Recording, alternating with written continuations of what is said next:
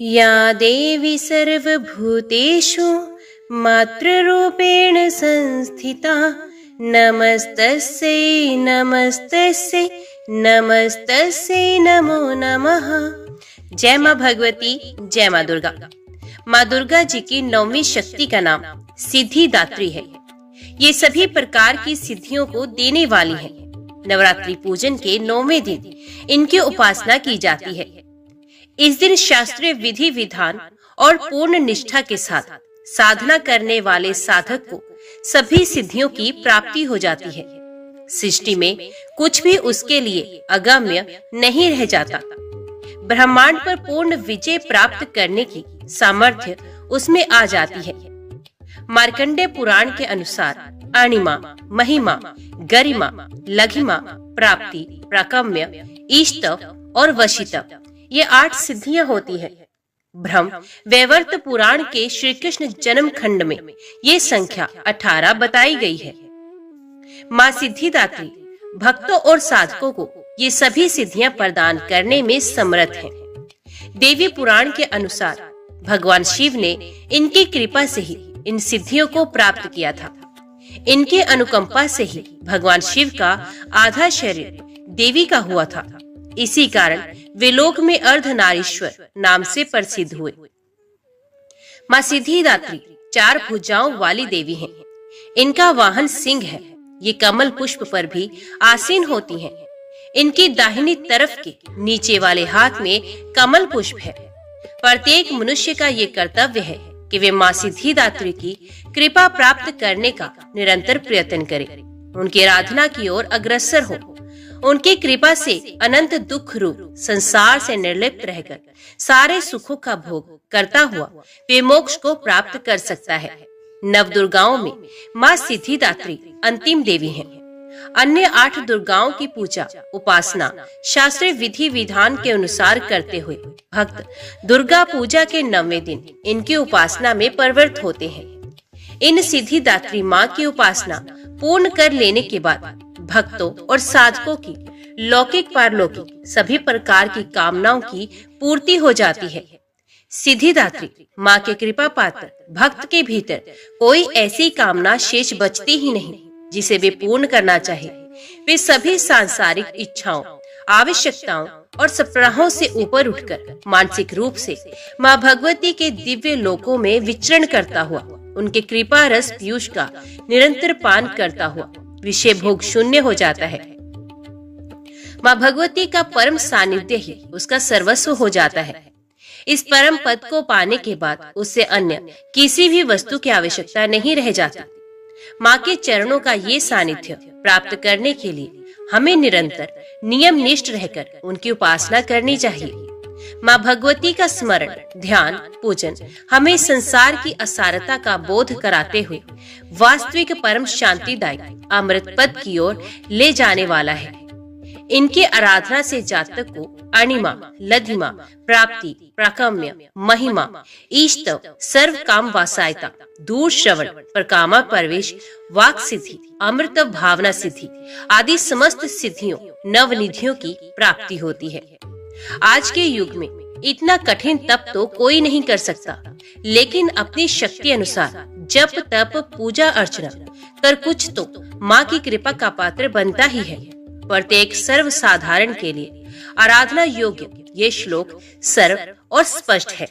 माँ जगदम्बे की भक्ति पाने के लिए इसे कंठस्थ कर नवरात्रि में 9वीं के दिन इसका जाप करना चाहिए।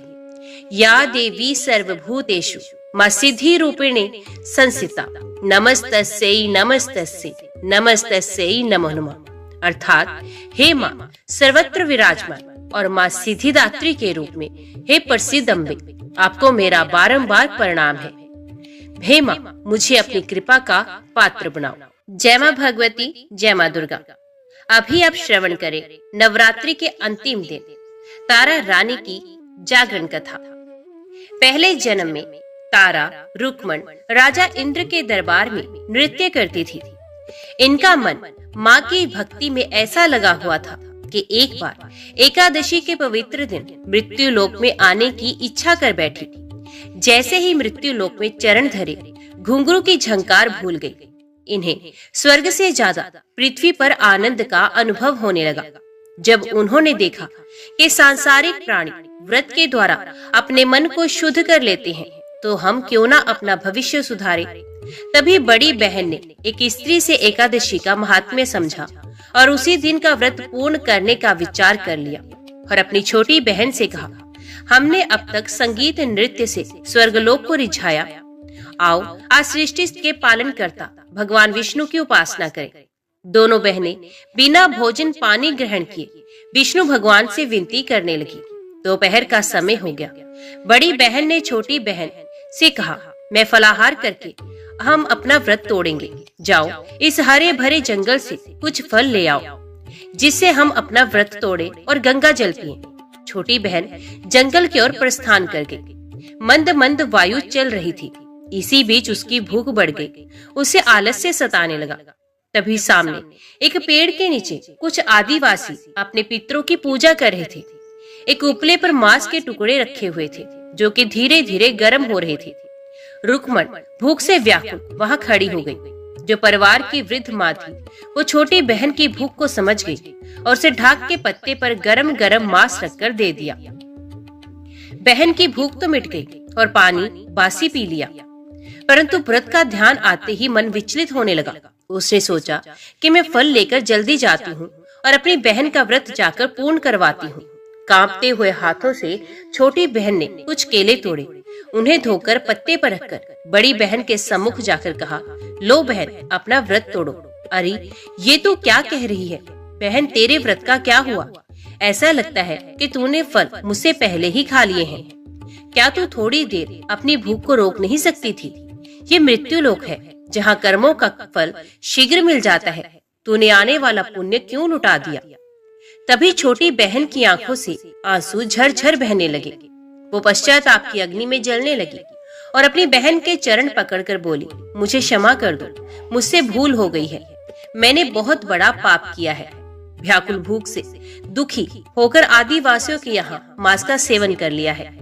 इतना सुनते ही तारा क्रोधित हो गई और कहा, चली जा मेरी आंखों के सामने से, तूने महापाप किया है। पवित्र एकादशी को तो व्रतधारी चावल तक नहीं खाते, तूने मांस खा लिया। जा, मैं तेरी सगी बहन तुझे ये शाप देती हूँ कि तू अगले जन्म में कीड़े मकोड़े खाने वाली छिपकली बने और तेरा कल्याण तभी हो जब तू ऋषि मुनियों के द्वारा बनाए गए नियमों का पालन करे और अपने शरीर से कोई ऐसा शुभ कार्य करे जिससे लोक कल्याण हो। तेरा शरीर मांस का भक्षण ना करे, यहाँ तक कि तू कीड़े मकोड़े भी ना खाए। मैं बड़े दुख से तुझसे अलग हो रही हूँ। भगवान विष्णु मुझे क्षमा करे कि मैं ही अपनी सगी छोटी बहन को किसी भी जन्म में इस कष्ट से मुक्त कर सकूं। और तारा शांत हो गई। रुक्मण को इन शब्दों से महान कष्ट पहुंचा। वो अपनी करनी पर बुरी तरह पछताने लगी। हम दोनों बहनें राजा इंद्र के दरबार में जो उद्देश्य लेकर इस मृत्यु लोक में आई थी, एक भूल के कारण मुझे एकादशी के इस महान व्रत से वंचित होना पड़ा। मेरी प्यारी बहन आज मुझसे रुष्ट हो गई और मुझे क्रोध में शाप दे बैठी। बड़ी कठिन परीक्षा मुझे देनी होगी। शायद विधाता ने मेरे भाग्य में यही लिखा है। मैं अपने भविष्य को बड़ी सावधानी से सुधारूंगी। ईश्वर मुझे शक्ति प्रदान करे कि मैं अगले किसी भी जन्म में अपनी प्यारी बहन के दर्शन कर सकूं और इस पाप का प्रायश्चित कर सकूं। शापित होने के बाद छोटी बहन मनुष्य योनि से छूट गई और छिपकली बनी। उसे एकादशी व्रत का थोड़ा सा लाभ मिला। वे एक ऐसे आश्रम में पैदा हुई जहाँ हवन, यज्ञ, कथा संकीर्तन व भंडारे होते थे। इस आश्रम के मुख्य संरक्षक भगवान दत्तात्रेय के शिष्य गुरु गोरखनाथ थे, जिनका पवित्र स्थान मां ज्वाला देवी मंदिर के पास ही था। उस आश्रम में योग शक्ति साधना करने के लिए दूर दूर से साधु आया करते थे। शापित छिपकली हवन की लकड़ियों में छिपती रहती थी और जो भंडारे में भोजन बनता उसकी जूठन चबा चबा कर खाती थी। जैसे ही कोई आ जाता एकदम छिप जाती। संत दर्शन से उसका हृदय प्रसन्न रहता था, परंतु एक बात तो वो भूल नहीं पाती थी, उसका कल्याण कैसे होगा। एक दिन दुर्वासा ऋषि का शिष्य जिसका नाम कीर्तिमान था, वो मां ज्वाला देवी के दर्शन को आया। उसने पास में एक शिला से बहता हुआ जल देखा, अपने ही कमंडल में उसे भरा और गुरु गोरखनाथ जी के आश्रम में समाधि लगाकर बैठ गया। आश्रम बहुत बड़ा था। कुछ पशु पक्षी भी अंदर चल के आ जाया करते थे, जिन्हें साधुगण बहुत प्यार करते थे। अमावस्या का अंधकार धीरे धीरे फैलता जा रहा था। एक कपिला नामक गाय धूल उड़ाती हुई आश्रम में प्रवेश कर गई। उसने जब पानी का भरा हुआ कमंडल देखा तो जल पी लिया। दुर्भाग्य से गाय का मुख कमंडल में फंस गया, जिससे गाय उछलने लगी। शेष पानी बिखर गया।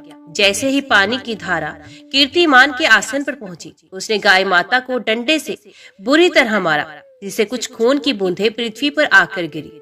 इस घटना को अन्य साधुओं ने देखा और उस क्रोधी शिष्य को गुरु गोरखनाथ के सम्मुख उपस्थित कर दिया। गुरुदेव ने उस कीर्तिमान को फटकार लगाते हुए कहा, अरे दुष्ट, तुझे गाय माता पर हाथ उठाते हुए लाज नहीं आई?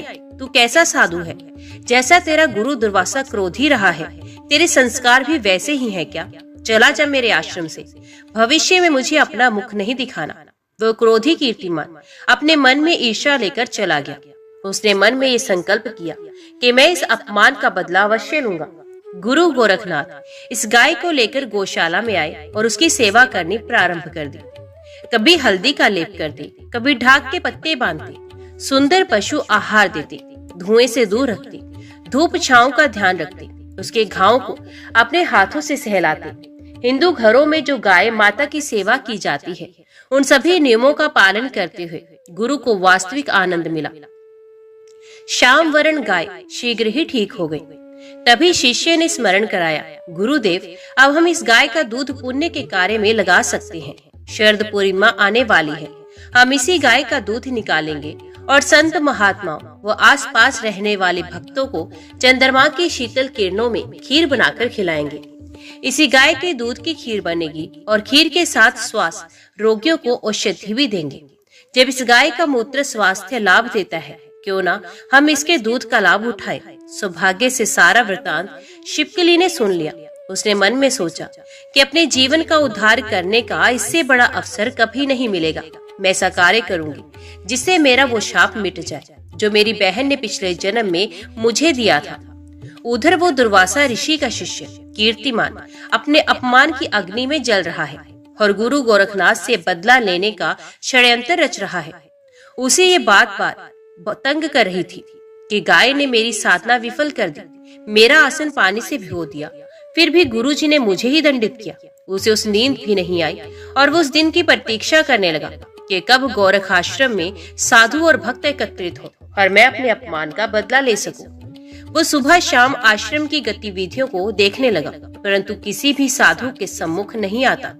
मन में एक ही बात, कब मैं सबको अपनी चाल से कष्ट पहुंचा सकूं। उधर गुरु गोरखनाथ गाय को हल्दी का लेप लगाते रहे, उसके घाव को सहलाते और इस घटना से दुखी होकर बार बार गाय के चरणों को छूकर क्षमा मांगते। गुरु गोरखनाथ को द्वापर युग की कथा का स्मरण हो आया।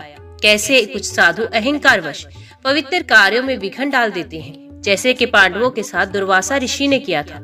सभी 33 करोड़ देवता अश्वमेघ यज्ञ में आमंत्रित किए गए थे और यज्ञ से चिढ़कर दुर्वासा ऋषि ने साधु मर्यादा को तोड़कर एक जहरीला सर्प भंडारे की खीर में छिपकर डाल दिया था, जिसे एक छिपकली ने देख लिया था और एक नन्ही सी जान ने इतने बड़े भंडारे को बुरी दृष्टि से बचा लिया। समय बुरा है, अतः मुझे सावधान रहना होगा। कहीं ये कीर्तिमान अपने अपमान का बदला लेने के लिए ऐसी गलती न कर दे जिससे मुझे अपमानित होना पड़े, क्योंकि इसने गाय पे हाथ उठाकर पश्चाताप भी नहीं किया। बुरे कर्म साधु वेश में भी हो सकते हैं। भाग्य की लेखनी को कौन बदल सकता है। शरद पूर्णिमा के दिन गाय माता का दूध निकाला गया, जिसमें अन्य गायों का दूध भी मिलाकर एक बहुत बड़े बर्तन में डाल दिया गया। पत्थरों का सहारा लेकर लकड़ियां रखी गई, अग्नि प्रज्वलित की गई। खीर बनाने के लिए चावल व मीठा डाल दिया गया। सौभाग्य से शापित छिपकली उसी पेड़ की टहनी पर घूम रही थी जहां खीर धीरे धीरे पक रही थी। सामने दूसरे पेड़ के नीचे पीपल की छांव में यज्ञ हो रहा था। विधिवत हवन संपन्न करने के लिए वेद पाठी ब्राह्मण, ऋषि, मुनि, योगी, सन्यासी मंत्र उच्चारण कर रहे थे। हवन का धुआं फैलता जा रहा था, जिसका लाभ उस दुर्वासा ऋषि की शिष्य कीर्तिमान ने उठा लिया, जो कि विघ्न डालने के लिए अपने मुख में जहरीले सांप को दबाए बैठा था। उसने गरुड़ पक्षी का रूप धारण किया हुआ था। काला रंग, काला सर्प, काला धुआं उसको लाभ पहुंचा गया। उसने तुरंत ही जहरीला सर्प अपने मुख से छोड़ दिया, जो कि लहराता हुआ तुरंत खीर में गिर गया। किसी का भी ध्यान उस ओर नहीं गया। छिपकली ने देख लिया। छिपकली ने मन में सोचा कि आज अवसर है अपने को शाप से मुक्त करने का। क्यों ना मैं सभी को सावधान कर दूं। क्या करूं, अभी तो यज्ञ चल रहा है, कोई मुझे देखेगा भी नहीं। उसे अपनी बहन का वो एक वाक्य याद आया कि परोपकार करने से तेरा कल्याण होगा और तू सदगति प्राप्त कर सकती है। वे इसी विचार में डूब गए। उधर गुरुदेव शिष्यों से कह रहे थे कि यज्ञ संपन्न हो गया है, जाओ भोग लगाने के लिए थोड़ी खीर ले आओ, जिससे हम अग्नि देवता को प्रसन्न कर सके और रात्रि को खीर वितरण औषधि के साथ कर सके। हमारा भंडारा भी प्रेम पूर्वक संपन्न हो। परंतु समय ने तो भलाई का निर्णय ले रखा था। जैसे ही एक शिष्य ने कड़छी लेकर पत्तल में खीर लेनी चाही, अकस्मात छिपकली ऊपर से गिरी, खीर में मचलने लगी। उसने अपनी शापित योनि से मुक्ति पाई। जैसे ही वो जलने लगी, उसकी जीवन रेखा बदलने लगी। शिष्यों ने घबराकर कहा, गुरुदेव अनर्थ हो गया, भंडारे की खीर विषैली हो गई क्योंकि छिपकली गिर गई है। ये सुनते ही गुरुदेव आवेश में आ गए और क्रोधित होकर बोले, नन्ही सी जान तो अंतिम श्वासें ले रही है, जा मैं तुझे शाप देता हूँ। किस नीच कर्म को करने के कारण तू अगले जन्म में किसी ऐसे परिवार में जाए जहाँ तुझे सब छोटे कार्य करने पड़े और तू जंगल झोपड़ी में अपना जीवन व्यतीत करे। तू मनुष्य योनि में इसलिए जाएगी कि तूने शरीर त्यागने से पहले सभी शुद्ध मंत्र सुन लिए हैं और यज्ञ के शुद्ध धुएं से तेरा शरीर आनंदित हो चुका था और नेत्र बंद करने से पहले तू गुरु गोरखनाथ के शब्दों को सुन रही थी। ये तेरा पूर्व जन्म का कोई संस्कार था। अब मैं ध्यान लगाकर देखता हूँ कि ये सब कैसे हुआ। जाओ शिष्यों, इस खीर के बर्तन को किसी गहरे खड्डे में डाल दो और मिट्टी बिखेर दो, जिससे कोई पशु पक्षी इस खीर को खाकर ना मर जाए। जैसे ही शिष्यों ने गुरु की आज्ञा मानी और बर्तन को पलटा, देखकर दंग रह गए कि काले रंग का सर्प गड्ढे में पहले गिरा और उसके ऊपर छिपकली गिरी। शिष्यों ने कहा, गुरुदेव कुछ समझ में नहीं आ रहा, यहाँ छिपकली और सर्प का मेल कैसे हुआ? ये कैसी पहेली है? इसे आप ही सुलझा सकते हैं। गुरु गोरखनाथ जी ने ध्यान लगाया और नेत्रों की दूरदृष्टि से देखा कि वो पापी कीर्तिमान जिसको मैंने आश्रम से निकाला था, उसने गाय के अपमान का बदला इस प्रकार से लिया है जिस प्रकार उसके गुरु दुर्वासा ऋषि ने पांडवों के अश्वमेध यज्ञ में खीर के बर्तन में सर्प फेंक कर किया था। वैसा ही उनके इस क्रोधी शिष्य ने मेरे साथ किया। मुझे दुख है कि मेरे मुख से इस छिपकली के प्रति कटु शब्द निकल गए, जिसने अपने शरीर के द्वारा हम सबको विषैली खीर खाने से बचा लिया और इतनी बड़ी दुर्घटना होने से बच गई। जब ये वाक्य शिष्यों ने सुने तो दुखी होकर बोले, गुरुदेव गुरुओं का वचन कभी खाली नहीं जाता, ऐसा तो होकर ही रहेगा। हाँ, एक बात सत्य है, यदि हम सब शिष्य मिलकर आपके चरण छूकर गुरु दत्तात्रेय से विनती करें कि साधु संतों को मरने से बचाने वाली ये छिपकली किसी ऊंचे घराने में जन्म ले और थोड़े समय के लिए सुख का अनुभव अवश्य करे। यदि भाग्यवश आपका वचन इसे बुरी परिस्थिति में ले जाए तो भी इसका नाम संसार में अमर हो जाए। इसकी भक्ति का फल इसे अवश्य मिले, इसका मान सम्मान कभी कम ना हो। नाथ, संप्रदाय के साधुओं ने जो आशीर्वाद दिया उसका फल सर्वहितैषी छिपकली को मिला, जिसने सबके प्राण बचाए, जिसकी कल्पना भी नहीं की जा सकती। वैसा वातावरण स्वयं ही बन गया। माँ की ज्योति का प्रकाश उत्तर भारत के कोने कोने में था। पहाड़ी इलाकों के साथ छोटे छोटे राज्यों में सभी राजा अपने अपने इष्ट देवों को प्रणाम करते थे। कलिकाल का समय प्रारंभ हो चुका था और शक्ति पूजा गर्भगृहों व मंदिरों में की जाती थी। प्रत्येक राजा को चलाने के लिए एक पुत्र का होना अनिवार्य माना जाता था। इसी बीच एक ऐसे राजा की चर्चा चली जिसका राज्य जालंधर के आगे पंजाब क्षेत्र में था। उनका नाम राजा स्पर्श था, क्योंकि वो जिस वस्तु को छूते थे उससे लाभ ही लाभ होता था। अतः उनका नाम गुणों के आधार पर राजा स्पर्श रखा गया। देवी भक्त राजा स्पर्श के घर का आंगन सूना पड़ा हुआ था, क्योंकि उनके महलों में तुतलाती वाणी बोलने वाला कोई नहीं था। एक दिन राजा उदास मुद्रा में बैठे थे कि रानी ने पूछा, किस विचार मुद्रा में खोए हो? राजा बोला, मैं माँ से संतान का दान मांग रहा हूँ। रानी मुस्कुराकर चली गई। नवरात्र की अष्टमी सभी को इच्छादायी फल प्रदान करती है। राजा स्पर्श ने सच्ची भावना से माँ से संतान का दान मांगा। जब राजा भक्ति में लीन था तभी माँ के गले में से पुष्पों के हार थे। उसमें से कुछ गुलाब के पुष्प माँ के आसन पर गिरे। राजा ने उन्हें नैनों से लगाया और दौड़कर रानी से कहा, देख, माँ ने हमें संतान का संकेत दिया है। ये फलदायक पुष्प है, इन्हें चांदी के कलश में डालो और पूजन आरती करने के बाद 40 दिन तक श्रद्धा पूर्वक चरणामृत के रूप में ग्रहण करो। मुझे पूर्ण विश्वास है कि माँ के दरबार से हमें निराशा नहीं होगी। राजा स्पर्श की खुशी का ठिकाना न रहा। उसके महल में बधाई गीत गाए जाने लगे। रानी गर्भवती हुई और 9 महीने के बाद पूर्णमासी वाले दिन चंद्रगला समान एक राजकन्या ने जन्म लिया। राजा स्पर्श ने राजदासियों को हीरे मोती के थाल भर भर के लुटाए, गरीबों को भोजन खिलवाया, महल में मांगलिक उत्सव मनाए। इसी बीच राजा के मन में विचार आया कि मेरे राज्य में पुत्र हुआ ही नहीं, फिर भी मेरे महल में किलकारी तो गूंज रही है। ये वरदान मेरी माँ का दिया हुआ है जिसमें भुला नहीं सकता।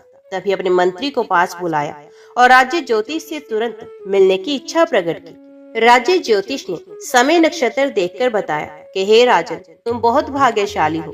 ये कन्या तुम्हारा वंश आगे बढ़ाएगी, माँ दुर्गा का प्रचार करेगी, भूले भटकों को राह दिखाएगी। इसके हृदय में छोटी जाति के प्रति अथाह प्रेम होगा।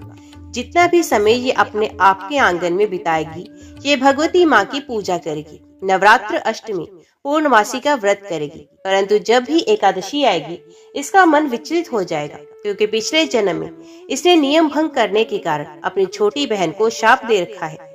जब तक ये उस बहन से मिलेगी नहीं, एकादशी को ये थोड़ी निराश ही रहेगी। इसी बीच राजा टोक कर बोला, जो माँ की इच्छा, परंतु ये तो बताओ कि इसका नाम क्या रखें। सभी ने कहा, यथा नाम तथा गुण। इसका जन्म पूर्णमासी वाले दिन, शुभ दिन, तारों भरी रात में हुआ, अतः इसका नाम रखते हैं तारा रानी। नामकरण संस्कार विधि पूर्वक संपन्न हुआ। राजा ने तारा रानी कहकर रानी की गोद में सौंप दिया। महलों में दीप मल्लिका की गई।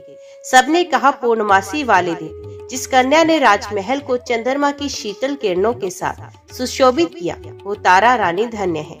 राजा स्पर्श ने भृगु संहिता पुस्तक पर पुष्प चढ़ाए, नारा की जन्म पत्री माथे से लगाई, ब्राह्मणों को मुंह मंगी दक्षिणा दी और शयन कक्ष से चला गया।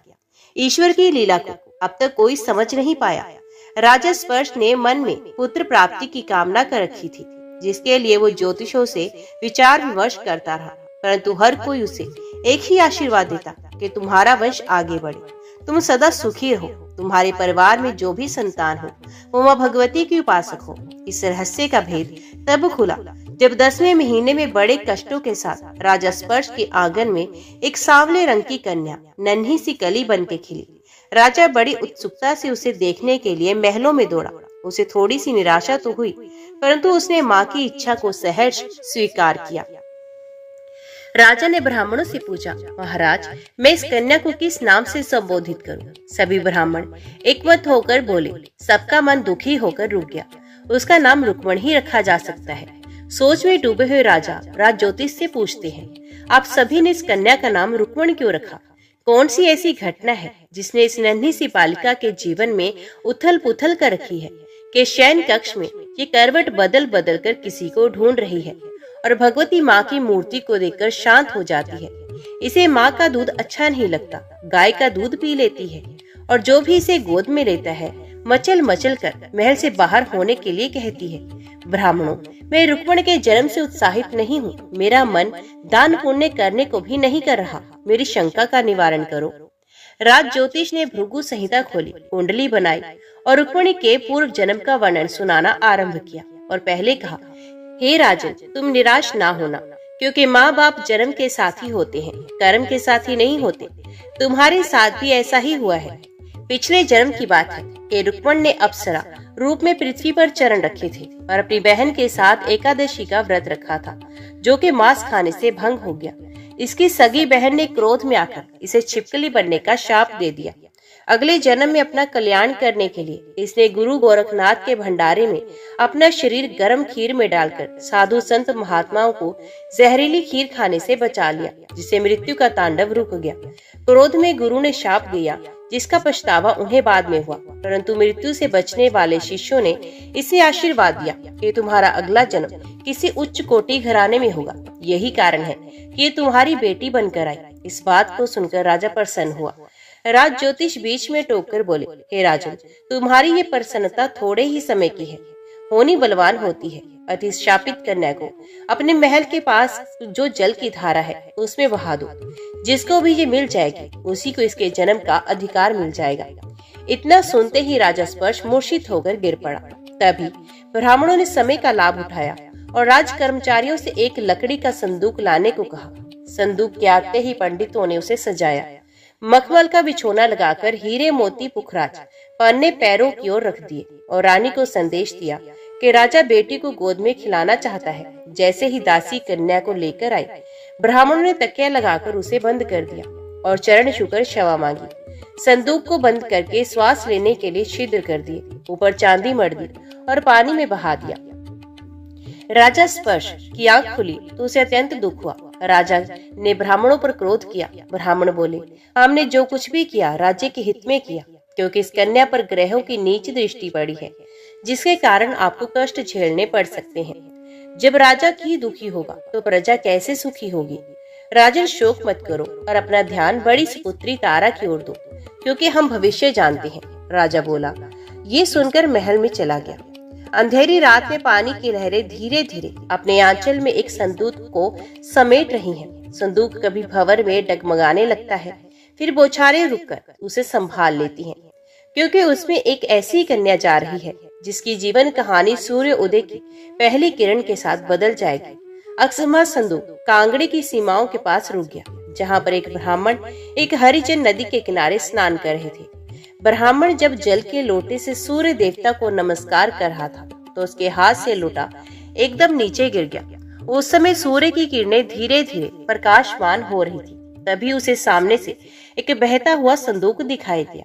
उसने उसे अपनी ओर लाने का प्रयास किया, परंतु संदूक पानी की लहरों में दूर चला गया। तभी पास में जो हरिजन लोहे के तसले में रेता छानकर सोना चांदी ढूंढता था, वो ब्राह्मण से बोला, महाराज क्या हुआ। ब्राह्मण बोला, किसी राजा का लूटा हुआ सामान इस संदूक में भरा हुआ है। अवश्य ही चोरों ने इस खजाने को राजमहल से पानी में बहाया है। उन चोरों के आने से पहले क्यों ना हम इसे ले ले और धनी बन जाए।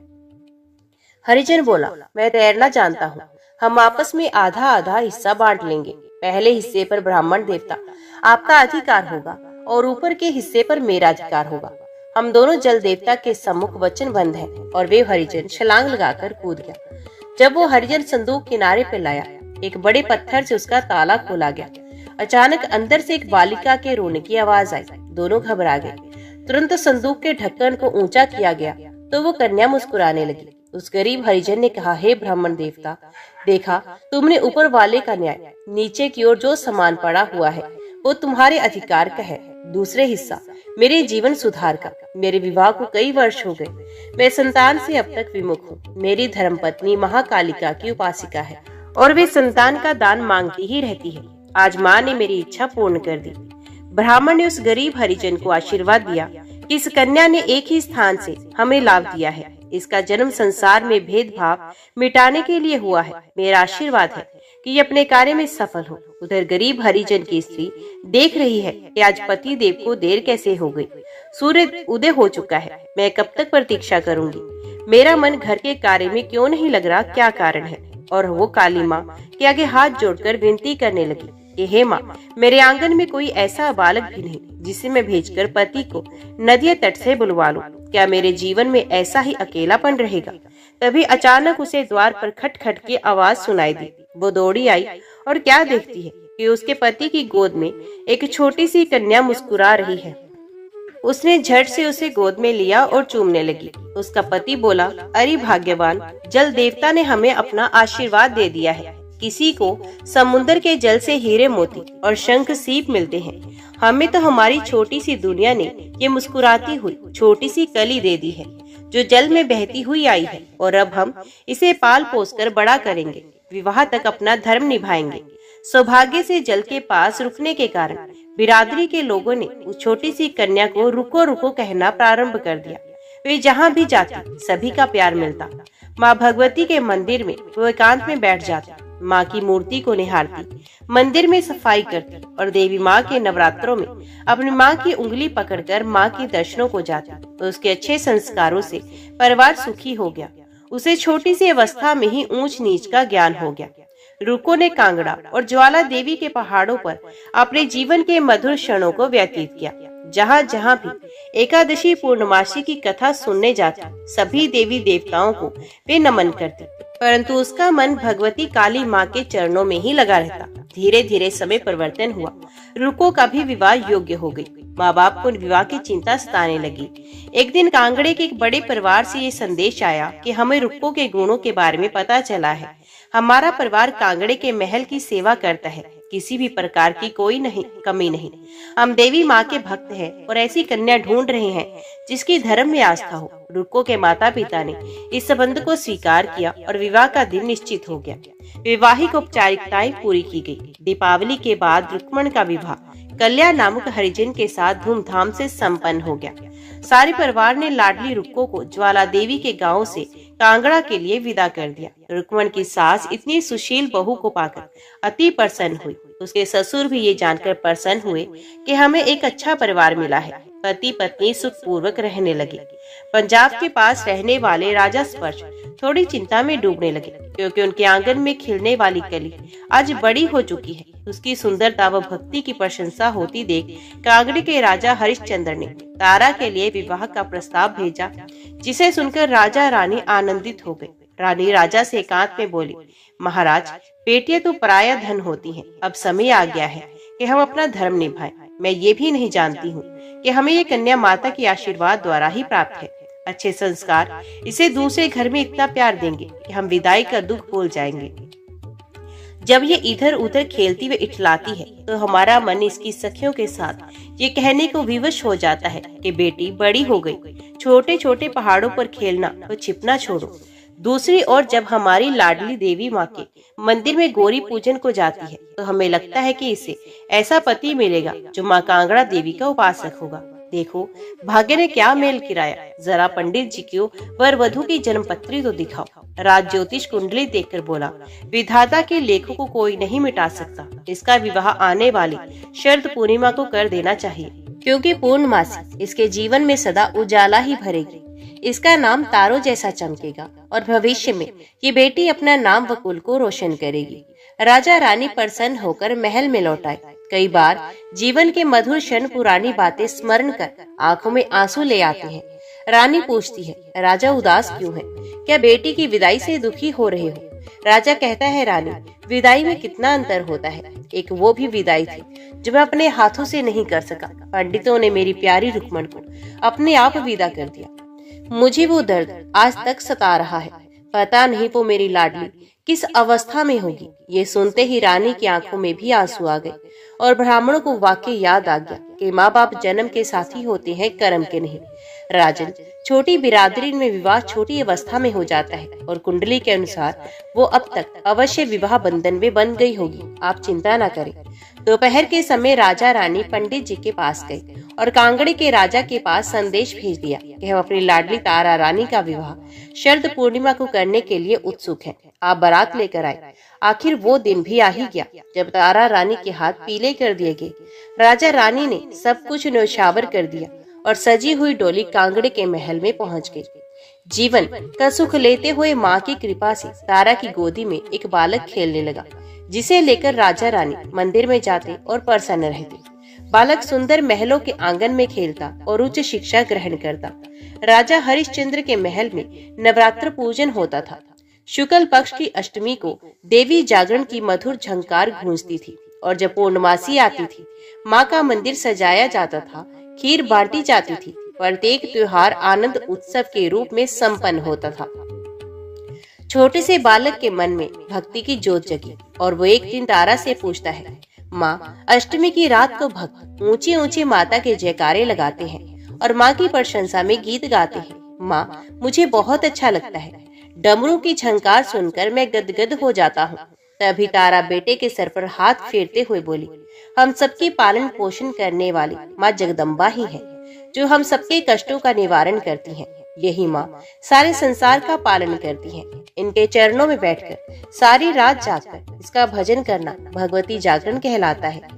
वो जीव बड़ा भाग्यशाली होता है जो अपनी माँ का आदर करता है और इस जगत जननी के लिए अपने शरीर को कष्ट देकर उस रात्रि में गुणगान करता है या सुनता है जो रात विश्राम के लिए बनाई गई है। मेरे लाल, मैंने तुझे भी इसी दरबार से पाया है। अब तेरे 5वें जन्म दिवस पर मैं अपने महल के मंदिर में माँ का जागरण कराऊंगी। आसपास सभी को निमंत्रण भेज दूंगी।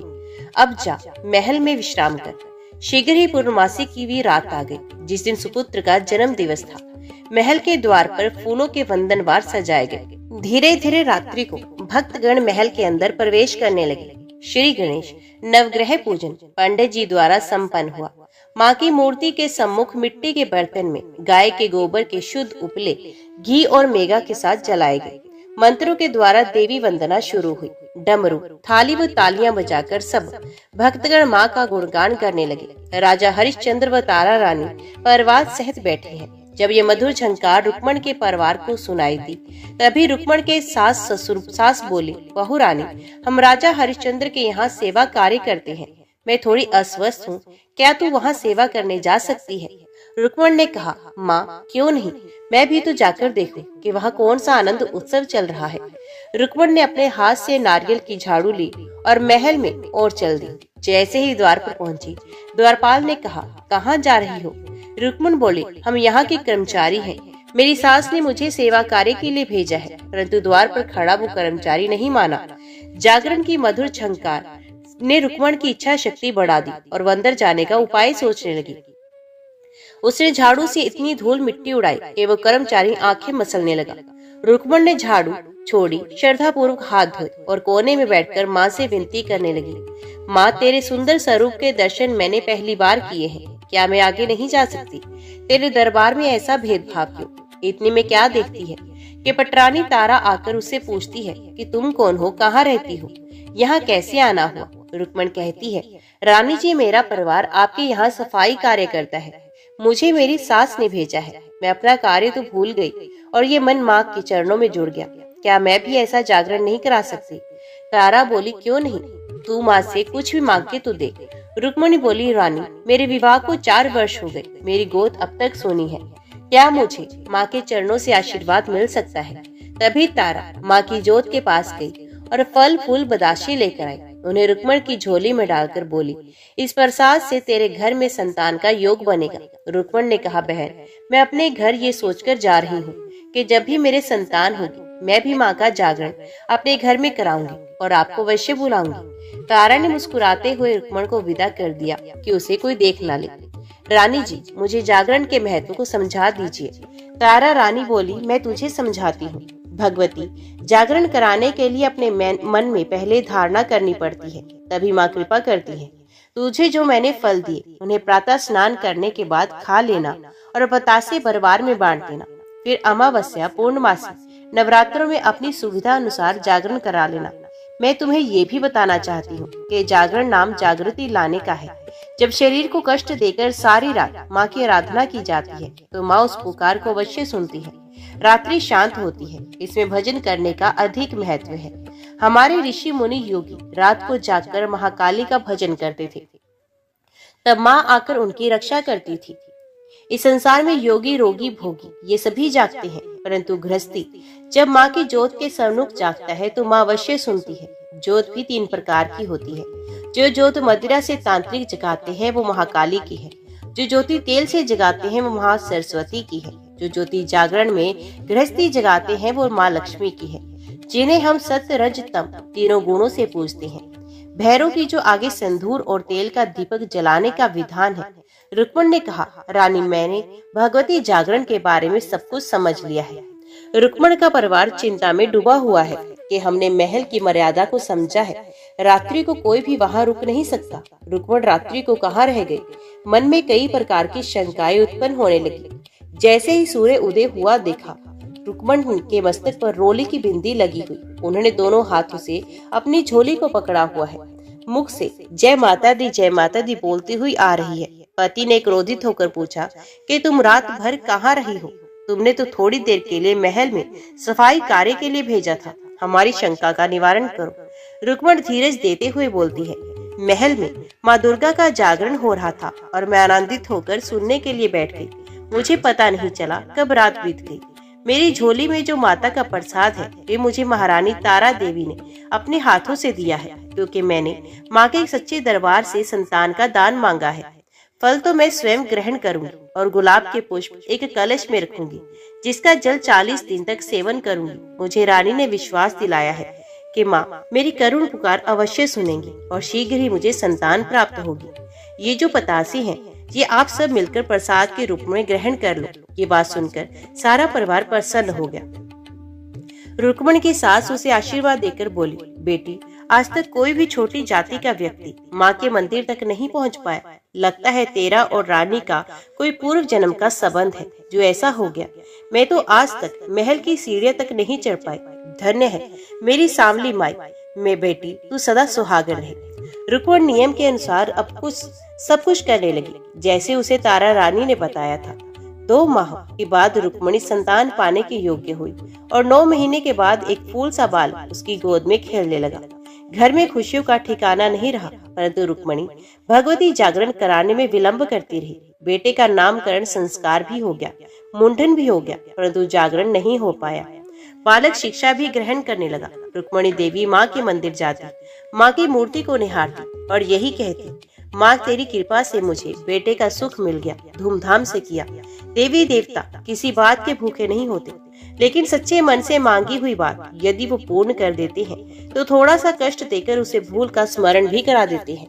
रुक्मण के साथ ऐसा ही हुआ। उसके जीवन की एकादशी वाली पुरानी भूल उसके सामने आ गई, जिसके कारण उसे अपनी सगी बहन से अलग होना पड़ा। माँ तो दोनों ही बहनों का मेल कराना चाहती थी। रुक्मणी इस लीला को नहीं समझी। जैसे ही घर आई देखती क्या है, उसके बेटे को हल्का ज्वर चढ़ा हुआ है। बेटा मचल रहा है, उसके मुख पर छोटे छोटे दाने निकल रहे हैं। काली माँ की उपासक रुक्मण के घर में माँ शीतला बेटे के स्वरूप में परछाई दिखा रही है। रुक्मण को अपनी भूल पर पश्चाताप होने लगा। उसने माता से क्षमा मांगी और कहा, माँ अब मैं तेरा जागरण अवश्य कराऊंगी, कृपा कर मेरे बेटे को शीघ्र ठीक कर दो। उसने चांदी का सिक्का अपने बेटे के माथे से लगाया और जागरण के नाम से माँ काली के चरणों में रख दिया। 4 दिन बाद बेटा स्वस्थ हो गया। रुक्मण अमावस्या से 1 दिन पहले पुजारी को श्री गणेश नवग्रह पूजन का निमंत्रण देने के लिए जाती है। पंडित जी कहते हैं अमावस्या का जागरण महारानी कालका को प्रसन्न करने का विशेष दिन है, जिसे छोटी बरादरी के लोग करते हैं। मैं तुम्हारी यहाँ तामसी पूजा कराने में असमर्थ हूँ। यदि यहाँ की पटरानी तारा रानी प्रजा से मधुर संबंध बनाने के लिए तुम्हारे जागरण में आ जाए तो आश्चर्य की बात नहीं। तुम लाल कपड़े में पीले चावल केसर से रंगकर चांदी का सिक्का रखकर श्रद्धा पूर्वक यदि तारा रानी के पास जाओ तो अच्छा रहेगा, क्योंकि रानी माता की परम भक्त है। पंडित जी के आदेश अनुसार रुक्मण जागरण के लिए जल लेकर सायंकाल तारा रानी के बगीचे में पहुंच गई, जहां वो सखियों के साथ मंगल गीत सुन रही थी। तारा रानी अपनी सखियों के साथ जब मंगल गीत का आनंद ले रही थी तो एक सखी ने रुककर कहा, महारानी जरा सामने देखो, ये स्त्री कौन धीरे धीरे महल के बगीचे में प्रवेश कर रही है। इसके साथ एक छोटा सा बच्चा भी है। तारा ने सखियों को रोककर कहा, मैं देखती हूँ। तभी रुक्मण बोली, जय देवी जय रानी जी, मैंने आपके दरबार में से ये बेटा पाया है। माँ की जोत के आगे मैंने कहा था यदि मेरी संतान हो तो मैं जागरण अवश्य कराऊंगी। मुझसे भूल हो गई। आज मैं अपने अपराध की क्षमा मांगने आपके सम्मुख आई हूँ। जब तक आप मेरी झोपड़ी में चरण नहीं डालोगी तब तक मेरा जागरण पूरा नहीं हो पाएगा। मैं आपको स्मरण कराना चाहती हूँ। जब आपने मेरी झोली में प्रसाद डाला था तो मैंने आपको वचन दिया था कि जब कभी मेरे यहाँ जागरण होगा आप अवश्य पधारेंगे। ये लो जागरण के डल। कल अमावस्या की रात है। कालका के नाम का डमरू मेरे आंगन में गूंजेगा और आप अपना वचन निभाने अवश्य आएंगी। तारा ने श्रद्धा पूर्वक डलों को मस्तक से लगाया और मुस्कुराती हुई चली गई। जहाँ अच्छाई होती है वहाँ बुराई भी जन्म ले लेती है, जिसका श्रेय भद्रसेन नाई को जाता है। जब राजा हरिश्चंद्र स्नान करने से पहले नाई से मुख के बालों की सफाई करा रहा था तो भद्रसेन अकस्मात बोल बैठा, महाराज क्षमा करें, हाथ हिलाने के कारण आपके मुख का दाना छिल गया और थोड़ा सा खून निकल गया, तो आप मुझ पर क्रोध कर रहे हैं। मैं क्या करूं? मैं तो विचारों में डूबा हुआ हूँ कि आप इतने महान राजा हैं। उच्च कोटि के सम्मान्य व्यक्तियों से ऐसा आपका व्यवहार है। आप अपने पद के अनुसार अच्छे लोगों से मिलते हैं। दूसरी ओर आपकी धर्म पत्नी तारा छोटी जाति के लोगों में अपनी मित्रता बनाना चाहती है।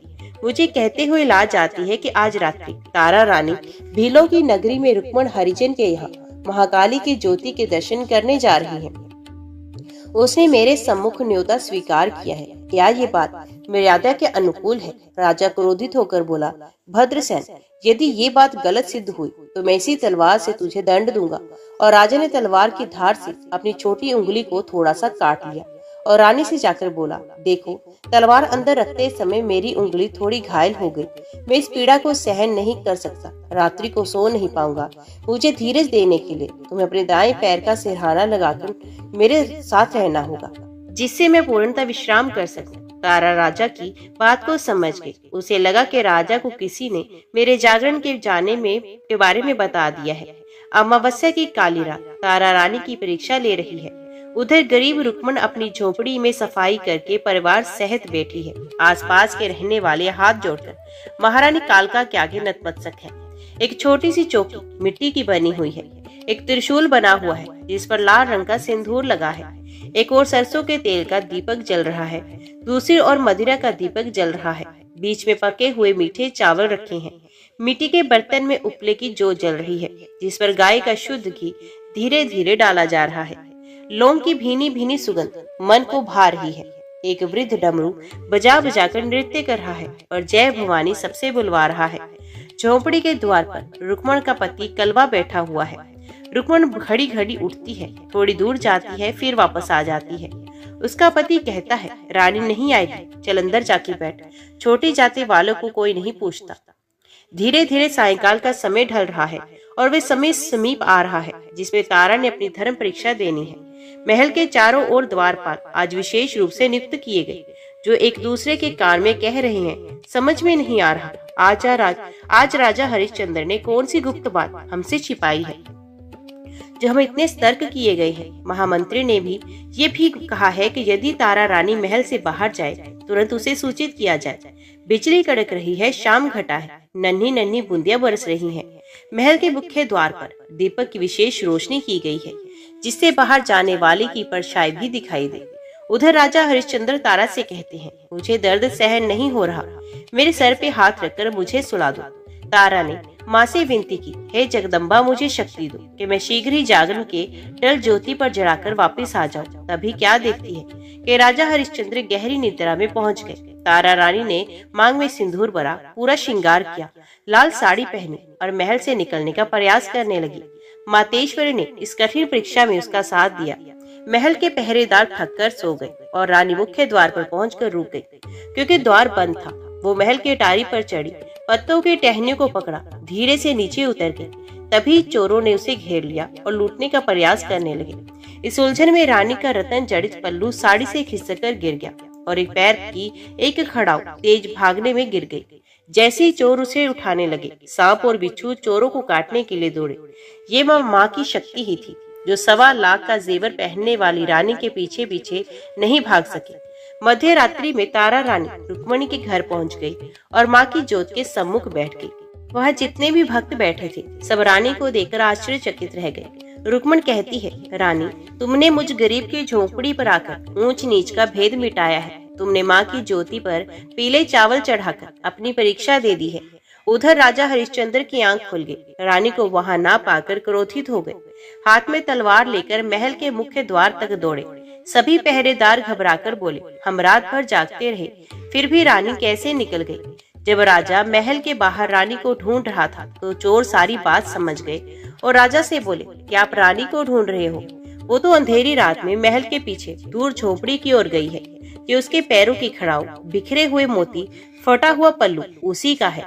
राजन, हल्की सी पानी की बौछारों में उसके पैरों के चिन्ह जहाँ तक दिखाई दे वहां तक जाइए, आपको अवश्य मिलेगी। राजा अकेला ही रुक्मण की झोपड़ी के पीछे गया और तलवार से झोपड़ी में छिद्र करके सब कुछ देख रहा है कि रानी क्या कर रही है।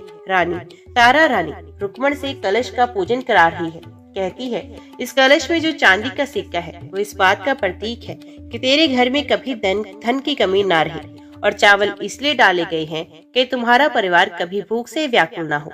उठो, पितरों को दान करो। ये कलश पंडित जी को देना होता है, ऐसा क्यों हुआ? एक प्रसंग सुनाती हूँ। दानवीर कर्ण सदा सोना ही सोना दान करता था। एक बार विष्णु भगवान ने उसे अपने पास बुलाया, उसे बैठने के लिए सोने का आसन दिया, सोने का ही भोजन पानी दिया। वो व्याकुल हो गया और बोला, प्रभु क्या सोने के भोजन से मेरी भूख मिट सकती है? भगवान ने कहा, कर्ण जरा आंखें मीचो और अपने पितरों के शब्दों को सुनो। जब कर्ण ने पितरों का ध्यान किया तो उसे यही सुनाई दिया, हमारी आत्माएं भटक रही हैं, हमारे निमित्त कभी भी अन्न दान नहीं हुआ, गोमाता की सेवा नहीं की गई, कभी प्यासों के लिए जलाशय नहीं बनाया गया, नदी तट पर कभी दान पुण्य नहीं हुआ। हमारी मुक्ति तभी होगी जब तुम हमारे लिए कुछ करोगे। इतना सुनते ही कर्ण बोला, मैं अब अपनी भूल का सुधार करूंगा। भगवान ने कहा, तेरे द्वारा किए गए शुभ कार्य जिन दिनों में किए जाएंगे वो दिन पितरों की तृप्ति कहलाए जाएंगे। कर्ण ने 15 दिन तक दान पुण्य के कार्य किए गए, जिन्हें हम श्राद्ध, कनागत, पितृपक्ष के नाम से जानते हैं और दिवंगत आत्माओं को नमन करते हैं। रुक्मण का पति एक मांस का थाल सजाकर लाया, मदिरे का छींटा देकर महाकाली के सम्मुख भोग के लिए रख दिया। इसी बीच तारा कहती है, रुक्मण मुझे घर जल्दी जाना है, यदि राजा हरिश्चंद्र जाग गया तो पारिवारिक कलेश हो जाएगा। रुक्मण बोली, रानी तुमने मेरे घर आकर ऊंच नीच का भेद मिटाया है, ये उपकार मैं कभी नहीं भूलूंगी। हम आदिवासी अपने पितरों के समझाए हुए मार्ग पर चलते हैं। वो अपनी झोली में महाप्रसाद लेकर तारा को देती है। तारा रानी मांस का प्रसाद लेकर जैसे ही बाहर आई, थोड़ी ही दूर पर एकांत में उसे राजा हरिश्चंद्र दिखाई दिए। क्रोध में बोले, तूने आज छोटी बिरादरी में आकर राजमहल के सम्मान को ठेस पहुंचाई है, क्या मैं तेरी झोली देख सकता हूँ? तारा ने रुककर कहा, मेरी झोली में महारानी कालका का प्रसाद है, जो मैं आपको घर पहुंचने पर ही दिखाऊंगी, कृपया थोड़ा धीरज धरो। राजा तलवार खींचकर बोला, मैं तो प्रसाद अभी देखूंगा। तारा घबरा गई और मन ही मन काका माँ से बोली, मेरी रक्षा करो। राजा हरिश्चंद्र जब झोली में झांकते हैं तो देखकर दंग रह जाते हैं। जिस महाप्रसाद में उसने जीव का मांस देखा था, वहाँ छुआरे, बादाम, किशमिश, मखाने और सूखा गोला पड़ा हुआ था। फलों की महक आ रही थी और मदिरा के स्थान पर दूध के छींटे झोली को भिगोए हुए थे। राजा बोला, रानी तूने ये तंत्र विद्या कहाँ से सीखी? ये जादू टोना है, ये तेरी भावना के आधार पर माँ का चमत्कार। तारा बोली, तुम तो महारानी के परम भक्त हो, तुम्हारी बुद्धि को क्या हो गया? तुम्हें मोहमाया से निकालना अब मेरा पहला धर्म है। राजा के मन की शंका कैसे दूर हो? तारा यही सोचती हुई महल में आ गई। इतने में क्या देखती है कि राजा हरिश्चंद्र तलवार लेकर बेटे के शयन कक्ष में जाकर उसका शीश काट देते हैं। तारा ने घबरा के पूछा, राजा तुमने ये क्या किया? राजा कुछ नहीं बोला और घुड़साल की ओर दौड़ा। वहां जाके घोड़े का शीश काट दिया और रानी से बोला, मैं तेरी माँ की शक्ति देखना चाहता हूँ कि माँ कटे हुए मांस को जब मेवा में परिवर्तित कर सकती है तो इस मांस को क्यों नहीं? तारा ने बड़े धीरज के साथ राज कर्मचारियों से कहा, ये दो बड़े बड़े पीतल के कड़ाहे लाओ, एक में बेटे का मांस डालो, दूसरे में घोड़े का मांस डाल दो और दोनों और लकड़ियां रख दो। तारा ने मंत्र बोलकर सूखी लकड़ियों में अग्नि प्रज्वलित कर दी। जब मांस के बर्तन पूर्ण रूप से गर्म हो गए, धुआं निकलना बंद हो गया, तो तारा ने दो बड़े बड़े थाल मंगवाए और बेटे के मांस वाले बर्तन में करछी घुमाई तो मांस के साथ बेटे की छोटी उंगली में हीरे की अंगूठी दिखाई दी, जिसे देखते ही राजा फूट फूट कर रोने लगा। उसे अपने सुंदर बेटे का जन्म दिवस ध्यान में आ गया। तारा ने कहा, नाथ रोते क्यों हो? ये सब मेरी माँ की लीला है। तुम्हारी आंखों में मोह का पर्दा पड़ा हुआ है, संसार तो मिथ्या है, किसके लिए रो रहे हो? राजा हरिश्चंद्र हाथ जोड़कर माँ से क्षमा मांगता है और कहता है, रानी तूने मेरी आंखें खोल दी है, मैं तो क्रोध में तुझ पर ही तलवार चलाने जा रहा था। यदि ऐसा हो जाता तो मेरा राज्य ही समाप्त हो जाता। अब तू ही मुझे रास्ता दिखा। तभी राजा हरिश्चंद्र को एक कन्या की वाणी सुनाई दी। राजा समझ गया, ये मेरी माँ है। माँ बोली, राजा हरिश्चंद्र तुमने मुझसे क्षमा मांगकर पश्चाताप कर लिया है, अपने बेटे को पुकारो, अपने घोड़े को भी बुलाओ। जब राजा ने दुखी मन से बेटे को पुकारा तो बेटा राजा रानी के सम्मुख आकर खड़ा हो गया और बोला, पिताजी नीला घोड़ा भी घुड़साल में जीवित है, उसे भी जाकर देखो। राजा बोला, पुत्र तेरे शीश के बाल कैसे गीले हो रहे हैं? बेटे ने मुस्कुराते हुए कहा, जब आप मेरे लिए रो रहे थे तो आपके आंसू मेरे सर पर धीरे धीरे गिर रहे थे। मैं माँ की गोदी में बैठा हुआ था। माँ को तुम पर दया आ गई और मुझे कहा, जा मेरे बच्चे अपने सुखी परिवार में। मैं तो जगत जननी हूँ, सबको देखती हूँ। ये सब कुछ सुनकर राजा पछताने लगा कि मैंने कितना बड़ा अपराध किया। राजा परिवार को लेकर महल के दुर्गा मंदिर में खड़ा हो गया और माँ की मूर्ति के आगे हाथ जोड़कर बोला, माँ, जब मेरा पुत्र जीवित है, घोड़ा भी घुड़साल में है, तो गरम गरम मांस किसका है, मैं उसका क्या करूं? माँ भगवती की ज्योति से एक वाणी सुनाई देती है कि हे राजन, तो दुख में सारी रात जागता रहा, जिसका फल मैं तुझे अवश्य दूंगी, जाकर उन बर्तनों में दे। राजा के आनंद का ठिकाना नहीं रहा जब उसने देखा कि जिस बर्तन में बेटे का मांस था वहां पर पीले रंग का हलवा बन चुका है। जब उसने दूसरे कढ़ाई में झांका तो नीले घोड़े के स्थान पर हल्के नीले रंग के चने रखे थे। तभी माँ ने वाणी गुंजाते हुए राजा से कहा, इस प्रसाद को मेरी ज्योति के सामने 5 हिस्सों में रख दो, क्योंकि प्रसाद को कभी त्यागना नहीं चाहिए। हे राजा, पहला भोग मेरा है, दूसरा भोग तेरा है, तीसरा रानी का, चौथा भोग तेरे बेटे का और 5वां उस नीले घोड़े का। हे राजन, ये 5 भोग मैं स्वीकार करूंगी। इसके बाद 7 कन्याओं का पूजन और एक लोकड़े का पूजा विधिवत करना। कन्या पूजन इसलिए आवश्यक है कि कन्या 2 घरों को उज्जवल करती है, अन्नपूर्णा बनकर भोजन प्रदान करती है, एक घर से दूसरे घर में जाकर माँ बनकर संसार को सुख प्रदान करती है। सुनो, कन्या पूजन इस प्रकार करो। पहले कन्या के चरण धुलाओ, आसन पर बिठाओ, मस्तक पर रोली की बिंदी लगाओ, दाएं हाथ में कलावा बांधो, शीश में चुनरिया उड़ाओ, दक्षिणा अर्पण करो, आशीर्वाद लो, हलवे चने का प्रसाद दो, फिर आरती के बाद ये प्रसाद सब में बांट दो। राजा ने सब कुछ वैसा ही किया। माँ ने राजा को समझाया कि तारा और रुक्मण एक ही माता पिता की संतान है। दुर्भाग्य से 2 जन्म पूर्व रुक्मण ने तारा का एकादशी व्रत खंडित कर दिया था। इसे छिपकली बनना पड़ा। जब संतों का आशीर्वाद मिला तो मनुष्य योनि प्राप्त हुई। तुम्हारे महल में जागरण हुआ। इसने मुझसे संतान का वरदान मांगा और अपनी सगी बहन तारा को बुलाने का संकल्प लिया। ये सब समय का चक्र मैंने ही चलाया था और आज मैं इन दोनों का मिलन अपनी पवित्र ज्योति के सम्मुख कर रही हूँ। संसार को यही संदेश दे रही हूँ कि माँ के दरबार में कोई भी ऊंचा व नीचा नहीं होता। इसके दरबार में किसी भी प्रकार का भेदभाव नहीं रखना चाहिए। माँ ने तारा रुक्मण को गले मिलवाया और कहा, तुम दोनों बहनों ने जो कार्य किया है उससे मैं अति प्रसन्न हूँ। मैं तुम्हें आशीर्वाद देती हूँ कि तुम्हारा यश भक्त लोक कथा के रूप में गाएंगे। जहाँ कहीं भी भगवती जागरण होगा, जब तक तुम्हारे जीवन की कथा नहीं सुनाई जाएगी वो जागरण संपूर्ण नहीं माना जाएगा। राजा हरिश्चंद्र ने राजसी वस्त्र त्याग दिए और बोला, माँ, मैं आपके नाम का प्रचार घर घर जाकर करूंगा और अपना जीवन धन्य बनाऊंगा। माँ ने सारे परिवार को सदा सुखी रहने का आशीर्वाद दिया और आरती करने का आदेश दिया। इसके बाद राजा हरिश्चंद्र ने भगवती जागरण महल के अतिरिक्त कांगड़े के आसपास पहाड़ी क्षेत्रों के छोटे छोटे मंदिरों में करवाए, जहाँ सभी बरादरी के लोग बैठकर माँ के भजन सुनने लगे। उस समय केवल डमरू और घंटी बजाई जाती थी और कई कथा आदि नहीं गाई जाती थी। पंडित जी दुर्गा पाठ हवन कराते थे। देवी माँ के चरित्र को सुनाया जाता था। ये अंदर का मार्ग था। उपले पर जोत जलाई जाती थी। जब जागरण प्रारंभ होता तो बीच में सफेद चादर द्वार पर पर्दे के रूप में डाल दी जाती। उस अंधेरे केवल जोत का ही प्रकाश दिखाई देता था। कुछ दिन बाद राजा हरिश्चंद्र ने यह घोषणा कर दी कि जो घटना मेरे साथ घटित हुई उसका प्रचार करो। हम सब एक प्रभु की संतान हैं।